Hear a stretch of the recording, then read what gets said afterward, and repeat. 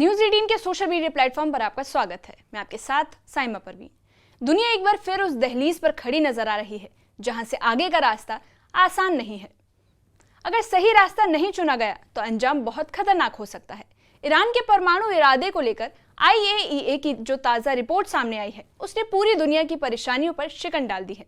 बताया गया है कि ईरान के पास अब वो यूरेनियम मौजूद है जो बम बनाने की मंजिल के बहुत करीब पहुंच चुका है, और ऐसे में ईरान की जानिब से एयर स्पेस की अचानक बंदी ने शक को और भी गहरा कर दिया है। अब सवाल ये है कि क्या ईरान वाकई अब उस खतरनाक रास्ते पर बढ़ चुका है?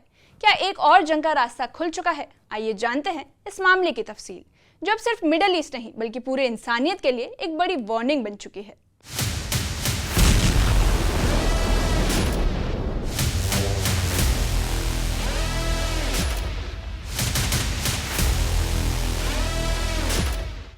तेहरान की सरजमी अब सिर्फ तेल नहीं बल्कि यूरेनियम के साए से भी लिपटी नजर आ रही है।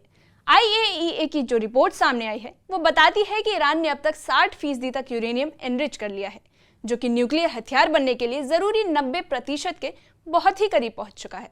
ये कोई मामूली बात नहीं बल्कि एक अलार्म है। दुनिया के लिए वो खतरे की घंटी बन चुकी है जो चीख चीख कर कह रही है कि अब वक्त बहुत कम रह गया है। महज कुछ और प्रोसेसिंग और फिर ईरान एक एटमी ताकत बन सकता है। इन हालात में एक और बड़ा कदम ईरान का एयर स्पेस अचानक बंद कर देना, बिना कोई ऐलान, बिना कोई नोटिफिकेशन।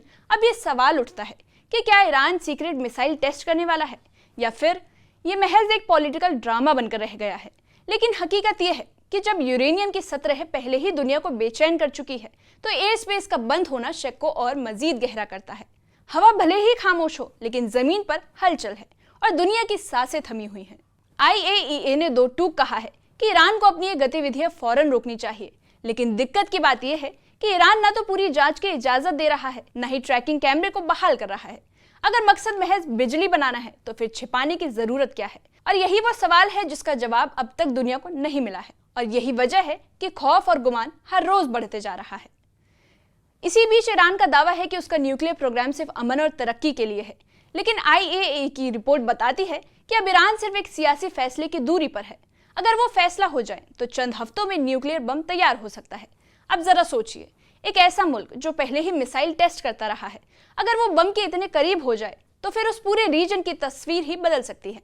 ये सिर्फ एक मुल्क नहीं बल्कि पूरे महाद्वीप की किस्मत का सवाल बन चुका है। 60% तक समृद्ध किया गया यूरेनियम भले ही हथियार ग्रेड से थोड़ा पीछे हो, लेकिन टेक्नोलॉजी के कुछ स्टेप्स के बाद उसे हथियार में तब्दील करना मुश्किल नहीं। यानी अब बम बनाने के लिए जो मटीरियल चाहिए वो ईरान के पास मौजूद है। बस एक ट्रिगर और फिर सब कुछ बदल सकता है। यही वो डर है जिसने अमेरिका, इजराइल और तमाम पश्चिमी मुल्कों की नींद उड़ाकर रख दी है।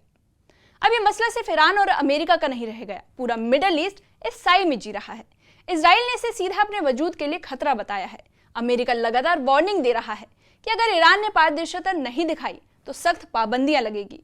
सिर्फ यही नहीं, अब सऊदी अरब, तुर्की और मिस्र जैसे मुल्क भी इस दौड़ में कूद सकते हैं। अगर पूरा मिडल ईस्ट एटमी होड़ में उतर आया तो ये सिर्फ साजिश नहीं, एक बहुत बड़ी तबाही की शुरुआत होगी। साल 2015 की जो न्यूक्लियर डील हुई थी, जिससे दुनिया को कुछ उम्मीदें थी, अब वो सिर्फ दस्तावेजों तक महदूद रह गई है। जब अमेरिका ने ट्रंप के दौर में डील से खुद को अलग किया था तो जो भरोसा टूटा वो अब तक बहाल नहीं हो सका है। अब अमेरिका, फ्रांस, ब्रिटेन समेत तमाम ताकतें आपस में मीटिंग कर रही हैं, लेकिन कोई ठोस हल अब तक सामने नहीं आया है। अब न्यूक्लियर बम किसी दूर मुल्क की दास्तां नहीं, ये हकीकत हमारे बहुत करीब आ चुकी है। ईरान की खामोशी, IAEA की चिंता और पश्चिमी मुल्कों की बेचैनी सब बता रही है कि ये मामला अब सिर्फ डिप्लोमेसी तक महदूद नहीं रह गया है।